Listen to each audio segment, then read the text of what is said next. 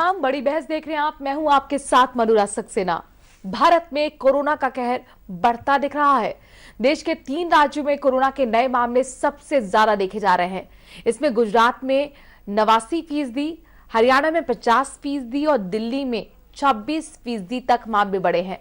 सबसे डरावना तो यह है कि गुजरात में कोरोना के XE वेरिएंट से एक व्यक्ति संक्रमित पाया गया है।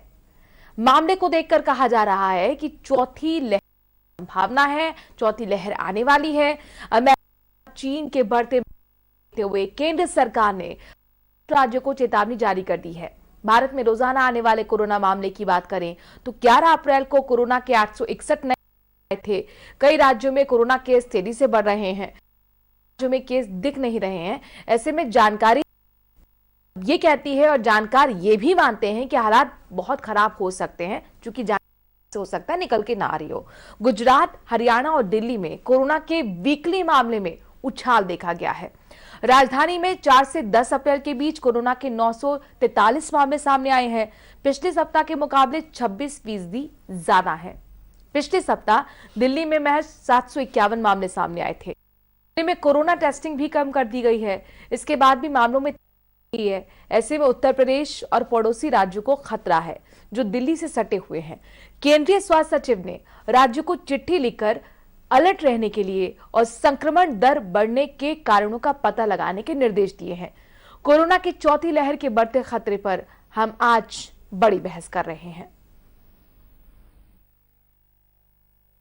गाजियाबाद और नोएडा में आपको जानकारी होगी, 4 स्कूल में अब तक 30 से ज्यादा बच्चे और दूसरे स्टाफ के बीच कोविड संक्रमण के नए मामलों के साथ ही प्रदेश सरकार स्वास्थ्य के मोर्चे पर फिर सक्रिय हो गई है।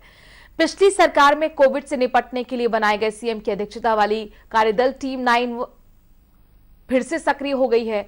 इसके साथ ही मुमकिन है कि अगले हफ्ते से टीम 9 की नियमित बैठक भी शुरू हो।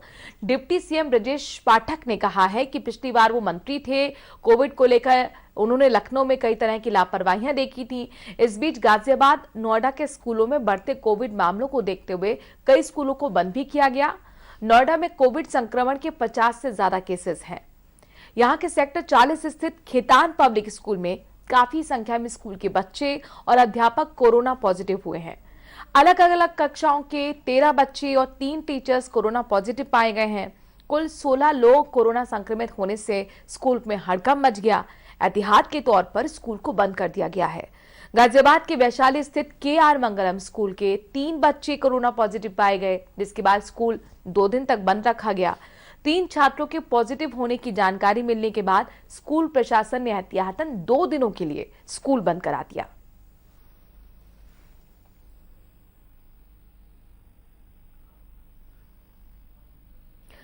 तो अब जो कोरोना की स्थिति दिख रही है, आखिरकार इसको लेकर किस तरह की तैयारी होनी चाहिए, इसको हम समझने की कोशिश करेंगे। आज बड़ी बहस में हमारे साथ चर्चा में शामिल हो रहे हैं लखनऊ स्थित KGMC के डॉक्टर वेद प्रकाश द्विवेदी जी।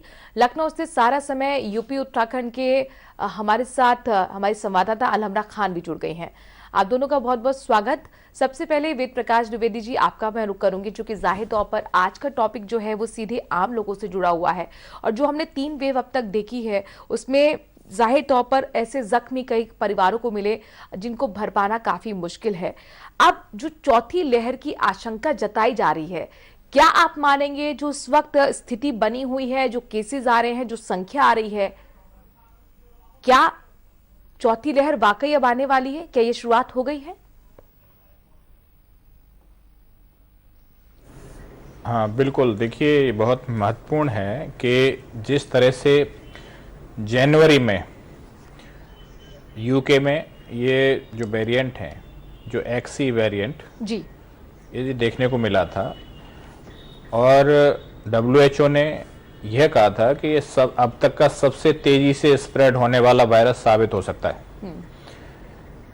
लेकिन जिस तरह से अब देश में इसके मामले मिलने शुरू हुए हैं, चाहे महाराष्ट्र में, गुजरात में, अभी दिल्ली में और दिल्ली से सटे हुए इलाकों में जिस तरह से केस पड़े हुए देखे जा रहे हैं, तो हो सकता है कि ये यही वाले वेरिएंट हों और ओमिक्रॉन सीरीज के ये वेरिएंट हैं और इसमें BA.1 और BA.2 जो ज़्यादा प्रचलित थे वायरसेस, उसी के एक सब ग्रुप की तरह से XE वेरिएंट जो X सीरीज है ओमिक्रॉन वेरिएंट्स हैं जिनमें कि अभी तक की जो जितनी मतलब सबसे ज्यादा तेजी से स्प्रेड होने वाला वायरस करार दिया था। लेकिन जिस तरह का पैटर्न अभी देश में मिल रहा है, कहीं ना कहीं वहाँ पे ओमिक्रॉन चाहे जितने भी हमारे कंसर्न रहे हैं वेरिएंट, उनमें सीरियस अगर डिजीज की बात करें तो बहुत कम लोगों में देखने को मिली। जी, जिस तरह से हम लोगों का एक कोविड एप्रोप्रिएट बिहेवियर की बात हो, तो निश्चित ही मैं ये कहूँगा कि इसको आगे बढ़ाने की ज़रूरत है। बहुत लापरवाही आप देखेंगे कि सभी जगह देखने को मिल रही है। कहीं भी मार्केट में, कहीं भी अभी हम लोग जो कोविड एप्रोप्रिएट बिहेवियर है, जिसमें 2 गज की दूरी, मास्क है जरूरी, हैंड हाइजीन, रेस्पिरेटरी हाइजीन, ज्यादा लोगों को इकट्ठे नहीं होना है, जहां पे वेद प्रकाश जी, जैसे जैसे बहुत आवश्यक हो केसेस लोग तभी हुए थे तो लोग तो ये सोच रहे थे कि कोरोना अब चला गया है, जिंदगी अब पटरी पर आ गई है। शायद ये सब तमाम चीजें अब तक जो हम सोच रहे थे, मास्क लगाना है, 2 गज की दूरी जरूरी, ये सब चीजें अब प्रायोरिटी में नहीं रही थी लोगों की।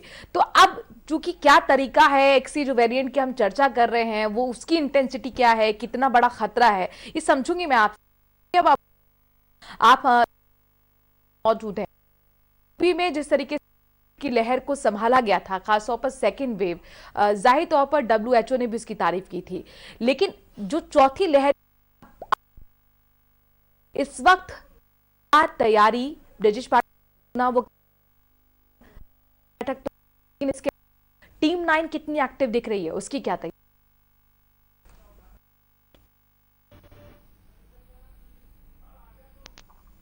नोएडा में बच्चे हैं वहां सामने आए हैं, प्रशासन नजर आ रहे हैं।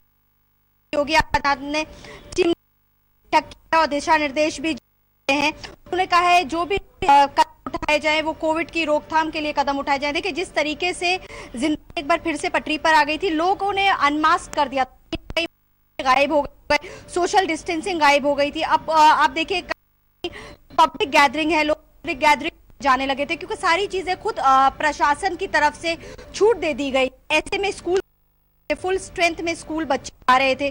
तो अब जिस तरीके से बच्चों में कोविड के केसेस बढ़ते नजर आ रहे है, क्योंकि डब्ल्यूएचओ ने गाइडलाइन जारी करी थी कि अप्रैल मई महीने में कोविड केसेस बढ़ सकते हैं। ऐसे में कितना सतर्क उत्तर प्रदेश प्रशासन और ये देखने की बात होगी। लेकिन खुद स्वास्थ्य मंत्री ब्रिजेश पाठक क्योंकि भ्रमण कर रहे हैं, बातचीत कर रहे हैं कि कोविड की रोक के प्रदेश सरकार अपनाई जो कि लोगों के लिए सार्थक साबित हो सकती है। जी, वैक्सीनेशन ठीक है लम्बा, मैं आपके पास कभी वेद प्रकाश जी का हम रुख करेंगे। केजीएमसी के डॉक्टर हमारे साथ जुड़े हुए हैं और तमाम दर्शक जाहिर तौर पर उनको सुनना चाह रहे होंगे, क्योंकि एक बार फिर लोगों के मन में चिंता होने लगी, खासतौर पर अभिभावक के, क्योंकि 2 साल बाद आखिरकार स्कूल बच्चे पढ़ने के लिए, लेकिन अब एक बार फिर वहां पर स्कूल में बच्चे भी कोरोना संक्रमित हो रहे हैं, स्टाफ भी संक्रमित, खासतौर पर दिल्ली, ये हालात तो हमें देखने को मिल ही रहे।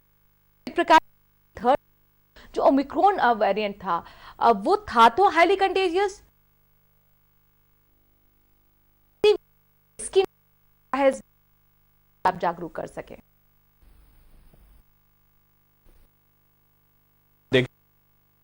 इसको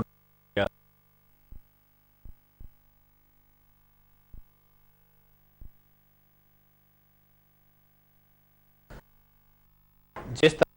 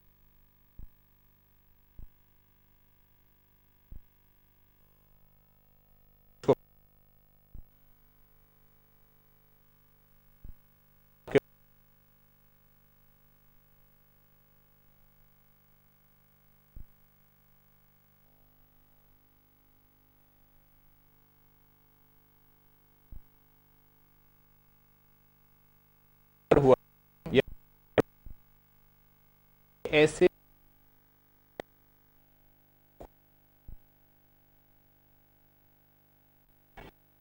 पे इसका असर ना हो, लेकिन एक बड़े स्प्रेडर की तरह से सकते हैं बच्चे, क्योंकि वो जब स्कूल से जाते हैं वापस तो सभी के पास वो जाते हैं, चाहे घर में बुजुर्ग हों, दादा दादी, नाना नानी, पापा मम्मी, भाई बहन, सबके ऊपर वो चढ़ते हैं। उनको रोकना बहुत ही मुश्किल है, और साथ ही साथ जो एक प्रिकॉशन है हमारी, उसको भी फॉलो कराना बच्चों के लिए एक बड़ी चुनौती है। वेद प्रकाश, क्योंकि हमने डॉक्टर से सुना था कि बच्चों की इम्यूनिटी बेहतर होती है और उनको कोरोना बहुत जल्दी चपेट में नहीं, लेकिन एक्सी वेरिएंट जो कि हाईली कंटेजियस रहे हैं WHO के मुताबिक, तो क्या यहाँ इस केस में भी ऐसा ही है या फिर वाकई यहाँ पर अब खतरा दिख रहा है? क्योंकि स्कूल खुल गए हैं, प्राइमरी खुले हुए हैं, छोटे छोटे बच्चे वहां भी नहीं। देखिए, अगर इम्यूनिटी की अगर हम बात करें तो इम्यूनिटी जो इनेट इम्यूनिटी होती है, जो जन्मजात इम्यूनिटी, लेकिन एक्टिव या जिसको एडेप्टिव इम्यूनिटी कहते हैं, वो तब आती है जब हम लोग इस दुनिया में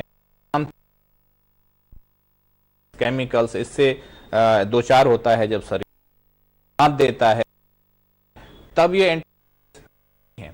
तो निश्चित ही उसमें जो बच्चों में है जाती हैं, इस तरह की इम्यूनिटी कम है। हालांकि उनकी इनेट इम्यूनिटी का जन्मजात इम्यूनिटी है, लेकिन जिस तरह से कोविड का मामले देखने को मिले हैं, उसमें बच्चों की एक कम, हम कहेंगे कि जो मौत में कन्वर्ट होना, मॉर्बिडिटी और मोर्टेलिटी के जो आंकड़े हैं वो बिल्कुल कम हैं, दुनिया भर में ये देखने को मिला है। लेकिन अगर एक भी बच्चा हमारे बीच से जाता है तो बहुत ही दर्दनाक होता है। कम बच्चे की मौत हुई है, बड़ा कंसर्न। साथ ही साथ जो स्प्रेड है उसको फैलाने में बच्चों की भूमिका एक ज्यादा होती है। ये एक सुपर स्प्रेडर की तरह से सामने आ सकते हैं। तो चूंकि इसलिए उनको बचा के रखना और ये चिंता का विषय है, तक कोरोना बच्चों को चपेट में ले चुका है, तो उनको आप क्या सजेशन देना चाहेंगे पेरेंट्स को, किस तरीके से अपने बच्चों को वो कोविड से दूर रखे? क्योंकि पढ़ाई भी करानी है, जाहिर तौर पर स्कूल भी भेजना है। बच्चों को स्कूल जाना होता है, ये जो एक स्कूल का प्रबंधन है उसको लेनी होगी, और उन अंडरटेकिंग भी ली है। जगह जगह जिला प्रशासन उनसे ताकीद कर रहा है कि किस तरह से उनको हम लोग पूरी तरह से ऐसा एनवायरनमेंट दें जो कि एक स्प्रेडर ना बन सकें स्कूल, क्योंकि छोटे बच्चे हैं, नजदीक एप्रोप्रिएट बिहेवियर उनसे अनुपालन कराना बहुत मुश्किल है। ऐसे में जो संख्या है और क्या पर्याप्त जगह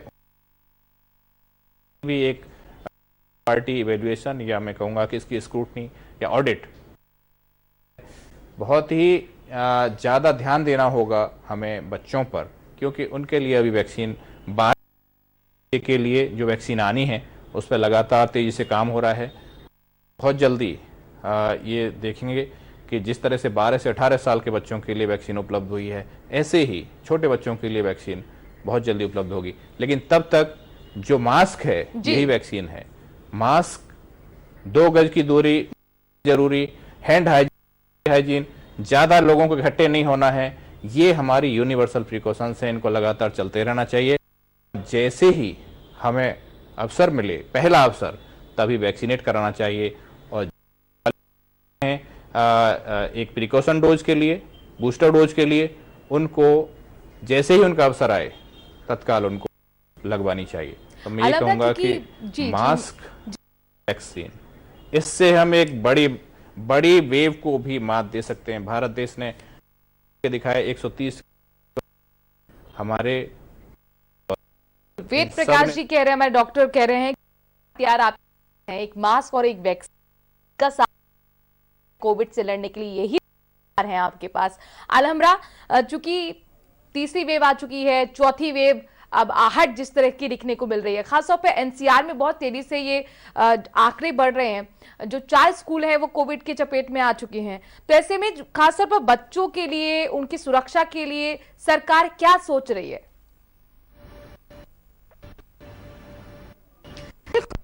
खास से क्योंकि जिस तरीके से देखा था कि जब पिछले जिस तरीके का कोविड का कहर हुआ था उसमें लाखों लोगों जान गई थी।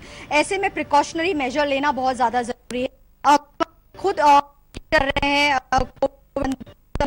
लेके। ऐसे में जो बूस्टर डोज है, यानी कि पहले 60 वर्ष के लोगों के लिए बूस्टर डोज आई थी, अभी 18 वर्ष के जो युवा हैं वो बूस्टर डोज लगवा सकते हैं। तो जिन्होंने अपनी 2 डोज पहले लिया वो बूस्टर डोज, साथ ही साथ मास्क लगाना चाहिए, क्योंकि अभी मास्क को लेकर के सरकार ने खुद ही दिया था। तो ऐसे में अब आप लगाइए, सोशल डिस्टेंसिंग का पालन करिए। लेकिन क्योंकि स्कूल में अभी कई स्कूल ऑनलाइन मोड पर फिर हैं, सरकार क्या कदम उठाती है ये आने वाला वक्त बताएगा। लेकिन अभी ऑफलाइन मोड पर स्कूल चल रहे हैं, वो हो सकता है जल्दी से ये फैसला ले सके, क्योंकि अगर कोविड के केसेस ज्यादा बढ़ते हैं, कोविड के केसेस 100 के ऊपर हैं किसी भी जगह पर, वहां पर फिर से ऑनलाइन क्लासेस शुरू करी जा सकती है। क्योंकि देखिए 2 साल के बाद बच्चे फिर से स्कूल गए थे, लेकिन ऐसा खतरा दस्तक देना शुरू कर दिया है। खतरा अभी गया नहीं है, और चूंकि अब सरकार अपने जो गाइडलाइंस है उनमें क्या चेंजेस करती है। मास्क अब नेसेसरी नहीं रहा था, सब कुछ ओपन हो गया था, लेकिन इसमें बड़ा सवाल है, चूंकि स्थिति आप कुछ इसी तरफ इशारा भी कर रहे हैं। वेद प्रकाश जी हमारे साथ KGMU के डॉक्टर हुए हैं।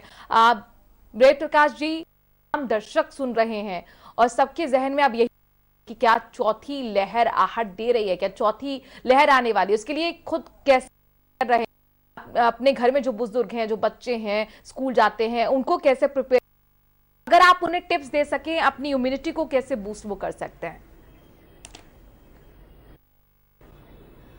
देखिए, जिस तरह से अभी चौथी वेव के लिए हम लोग तैयारी कर रहे हैं, हॉस्पिटल्स पूरी तरह से तैयार हैं, लेकिन हमें जो वो हमारे 130 करोड़ देश में जिस तरह से तीन वेव को मात देने का काम किया है, उसी तरह चौथी वेव के लिए हम लोगों को तैयारी करनी होगी।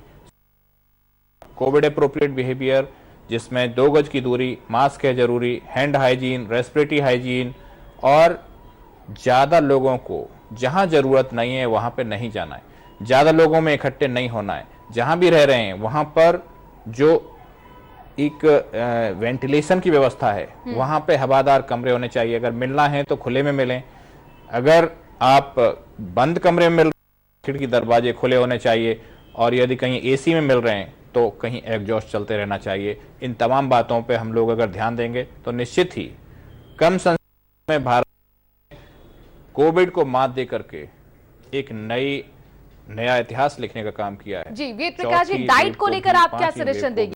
डाइट रखनी मात चाहिए देने के सारे लोग,